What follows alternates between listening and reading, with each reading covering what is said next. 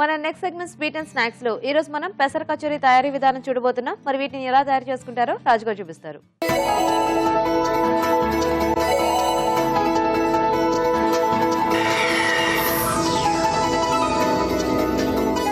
So రాజుగారు ఇప్పుడు పెసర కచోరీ. అవునండి. సో జనరల్ గా మనకి ఎక్కువ కచోరీలో ఈ పెసరపప్పు ఫ్లేవరే అది బాగా సెట్ అవుతుంది. అవును. సో కాకపోతే మనం రకరకాల ఫ్లేవర్స్ యాడ్ చేసి ఇదివరకు చూపించాము. సో ఇది అంటే ఇది అందరికి ఫేవరెట్ కదండి పెసర కాంబినేషన్. సో బేసిక్ కచోరీ ఇది. yes okay. సో ఇంట్లోనే మనం ఈజీగా ఎలా చేసుకోవచ్చు నేను చూపిస్తాను. ఓకే రాజుగారు.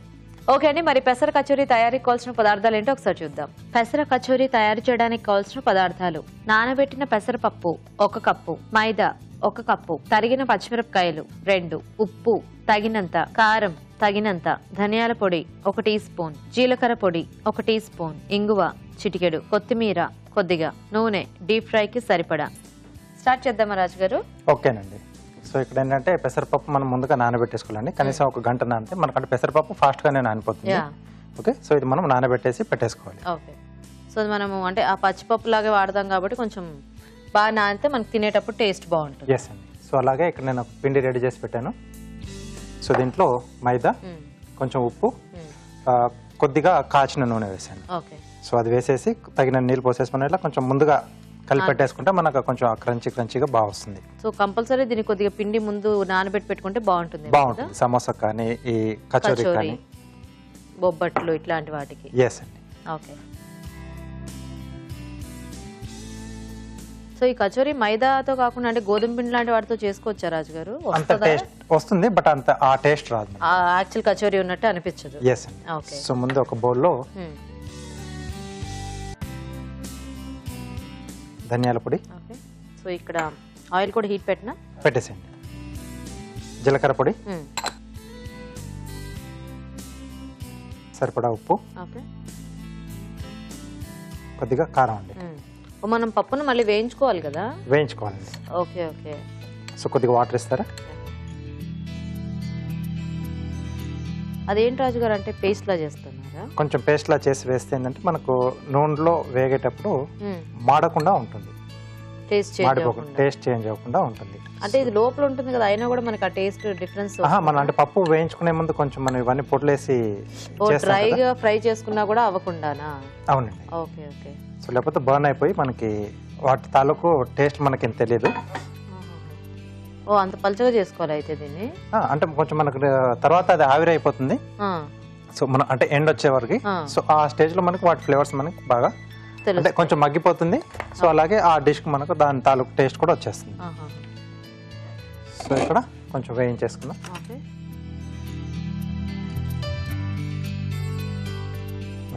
కొద్దిగా నూనె వేసి పచ్చిమిరపకాయలు, కొద్దిగా ఇంగువ అండి. ఇంగువ వేస్తారా రాజుగారు దీంట్లో? కొద్దిమంది వేసుకుంటారు. సో ఈ టేస్ట్ కూడా చాలా బాగుంటుంది. Okay okay. అంటే దీనికి మనకి ఎక్కువ ఇంగ్రీడియంట్స్ ఏమి ఉండవు లోపల స్టఫింగ్ కి? ఎక్కువ ఏం లేదండి, ప్లెయిన్ గా ఇట్లానే. ఎస్. సో వీటితో పాటుగా ఇప్పుడు మనం కలిపి పెట్టేసుకున్నాం కదా,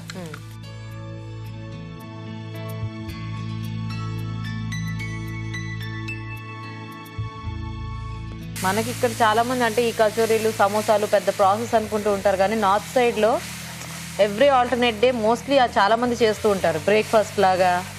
సో వాళ్ళు ఈవినింగ్స్ స్నాక్ ఐటమ్ లాగా. సో వాళ్ళకి చాలా అంటే రెగ్యులర్ గా మనం చపాతీలు ఇడ్లీలు ఎలా చేసుకుంటాం, వాళ్ళ సైడ్ లో ఇది అంటే కొంచెం డీప్ ఫ్రై ఐటమ్స్ కూడా వాళ్ళు ప్రిఫర్ చేస్తూ ఉంటారు. అవును. సో అంటే అక్కడ వాతావరణానికి అది సరిపోతుంది. సో ఇప్పుడు ఈ స్టేజ్ లో మనం పప్పు యాడ్ చేసుకుంటాం. ఓకే.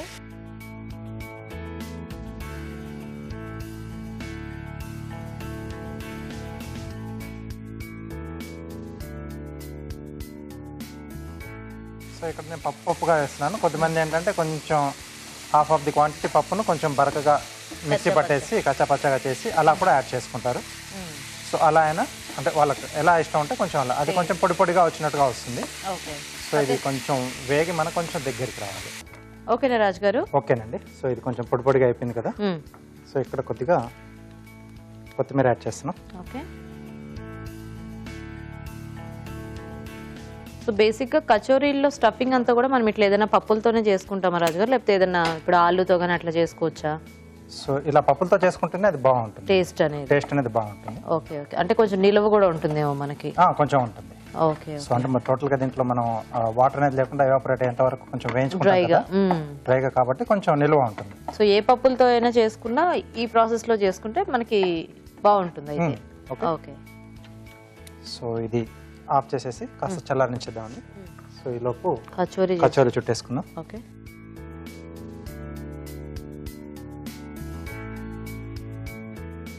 సో ఇది నానబెట్టడం వల్ల పిండి కొంచెం మనకి ఆ పొంగటం అనేది వస్తుందా రాజు గారు, లేకపోతే నానడం వల్ల కొంచెం సాగే గుణం వస్తుంది ఎక్కువ దానికి. సో దానివల్ల ఏంటంటే మనకి చుట్టుకోవడం ఈజీగా అవుతుంది. కచోరీ ఇట్లా పొంగుతుంది కదా. సో మధ్యలో కొంచెం ఈ స్టఫింగ్ అప్పుడు మనకు కొంచెం గ్యాప్ వస్తుంది కదండి. సో అక్కడ మనం నూనెలో వేసిన తర్వాత కొంచెం దీనికి కూడా కొంచెం ఆవిరిలా వచ్చేసి కొంచెం అలా పొంగుతుంది. ఇంకా ఇందులో ఏమి సోడా ఉప్పు కానీ అట్లాంటివి వేసుకోవాల్సిన పని ఏం అక్కర్లేదు. Okay okay. అదే కొన్ని సార్లు మనం అంటే బయట కచోరీలు చూస్తే ఇదంతా కూడా పైన ఎక్కడో అంచులకు అంటుకుపోయి ఉంటుంది, మొత్తం లోపలంతా గుల్లగా ఉన్నట్టు ఉంటుంది.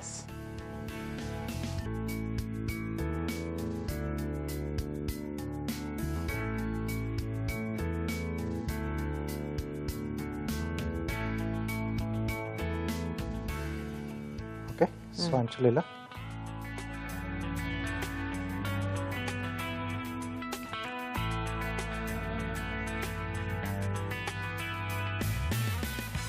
అట్లా నొక్కేసి పెట్టేస్తే ఉండిపోతుందా రాజు గారు ఊడిపోకుండా? కొంచెం గట్టిగా దాన్ని ఇలా అదిమేయాలి.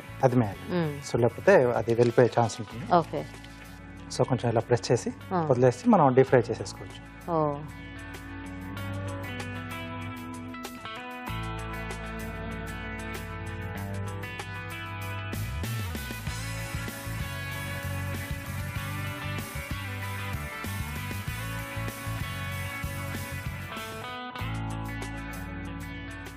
సో ఇది కొంచెం బాగా వేయించేసుకుంటే మనకు నిలువ ఉంటాయి కదా రాజు గారు ఇవి?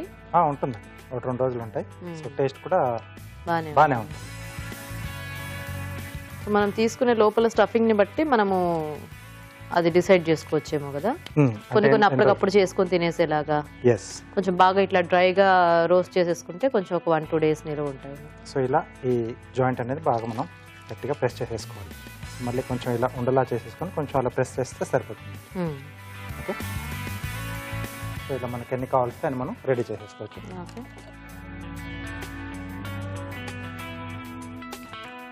సో ఇంకా వేగేటప్పుడు మనకి ఎలాగో ఆ బయట పిండి ఒకటి కొంచెం బాగా వేయించుకుంటే సరిపోతుంది. అంతే, బయట మనకి అవుటర్ లేయరే మనకు ఫ్రై కావాలి.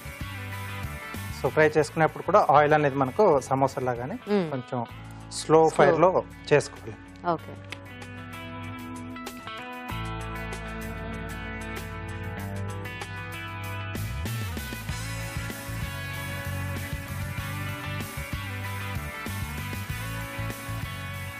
సో సమోసా కానీ ఇది కానీ మనకి ఒకే టైం అవుతుంది రెండు. సో ఎప్పుడు చక్కగా అవే కాకుండా అప్పుడప్పుడు వెరైటీగా ఇవి కూడా ఇంట్లోనే ట్రై చేయొచ్చు. మోస్ట్లీ కచోరీలు అంటే అందరూ బయటే కొనుక్కుంటూ ఉంటారు, కొంచెం ప్రాసెస్ ఉంటుంది అని చెప్పేసి కొంచెం ఇలా ప్లాన్ చేసుకుంటే ఈజీగా చేసేసుకోవచ్చు ఇంట్లో. ఓకే. ఓకే. సో మనం ఫ్రై చేసేసుకున్నాం.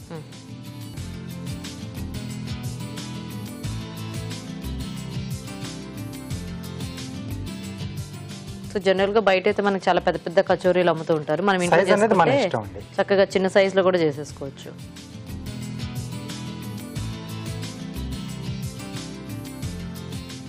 ఓకే. కొంచెం టైం పడతాయేమో కదా వేగడానికి? కొంచెం టైం పడుతుంది.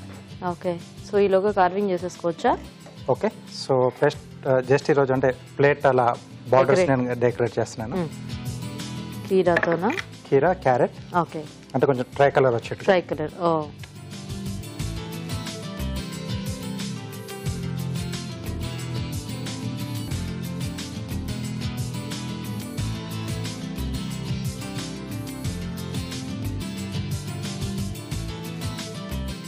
స్లైసెస్ లో కట్ చేస్తున్నారా రాజు గారు? అవునండి, అంటే ఫ్యాన్ షేప్ లో. ఓకే. తర్వాత క్యారెట్ లో హాఫ్ సర్కిల్స్ కట్ చేస్తున్నాను. ఓకే.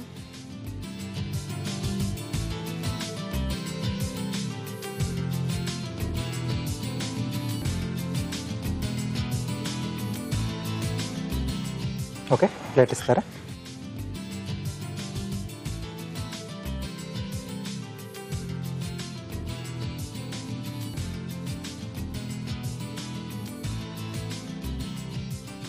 ఫస్ట్ ఆరెంజ్ కలర్ తీసుకున్నాను. Okay okay. సో మధ్యలో వచ్చేసి కొంచెం వైట్ కోసం పన్నీర్ తురుము. యాక్చువల్గా వైట్ ప్లేట్ తీసుకుంటే ఫుల్గా ఆ వైట్ కలర్ వదిలేయచ్చు. సో చక్కగా ఈ కచోరీలోకి మంచి గ్రీన్ చట్నీ కానీ కట్టమీట చట్నీ కానీ మంచి కాంబినేషన్. ఇంకా అవి రెండు చేసుకునే ఓపిక లేకపోతే హాయిగా టొమాటో సాస్లోనే మనకి హాట్ అండ్ స్వీట్ ఇప్పుడు వస్తుంది కాబట్టి అదైనా కూడా టేస్టీగా ఉంటుంది. కంపల్సరీ అందరి ఇళ్ళలో కూడా ఉంటుంది. సో ఇది కొంచెం ఇట్లా ఫ్యాన్ షేప్ వచ్చేసేసి. ఓకే.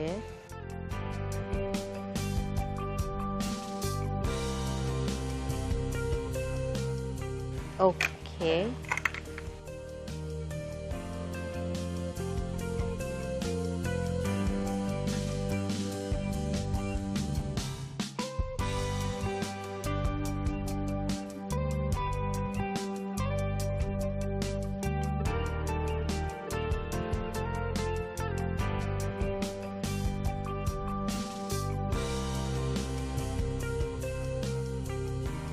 కచోరీ రెడీ.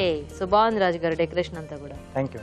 సో చూసారు కదండి, చక్కగా మంచి ప్లేట్ డెకరేషన్ తో మనకి కచోరీ రెడీ అయిపోయింది. మరి టేస్ట్ చూసే ముందు పెసర కచోరీ తయారీ విధానం ఇంకోసారి చూద్దాం. పెసర కచోరీ తయారు చేసే విధానం: ముందుగా మైదాలో ఉప్పు, కాచిన నూనె వేసి తగినన్ని నీళ్లు పోసి చపాతీ పిండిలా కలుపుకోవాలి. ఒక బౌల్లో ధనియాల పొడి, జీలకర్ర పొడి, ఉప్పు, కారం వేసి కొద్దిగా నీళ్లు పోసి బాగా కలుపుకోవాలి. ఒక పాన్ లో నూనె వేసి తరిగిన పచ్చిమిరపకాయలు, ఇంగువ వేసి వేయించాలి. దీంట్లో ముందుగా సిద్ధం చేసుకున్న మిశ్రమం, నానబెట్టిన పెసరపప్పు మిశ్రమం వేసి వేగనివ్వాలి. ముందుగా సిద్ధం చేసుకున్న పిండిని కొంచెం కొంచెం తీసుకుని చేత్తో ఒత్తుకుని మధ్యలో పెసరపప్పు మిశ్రమం ఉంచి అంచులు మూసి కచోరీలా ఒత్తుకోవాలి. ఆపై వీటిని కాగే నూనెలో వేసి డీప్ ఫ్రై చేసుకోవాలి. అంతే, పెసర కచోరీ రెడీ.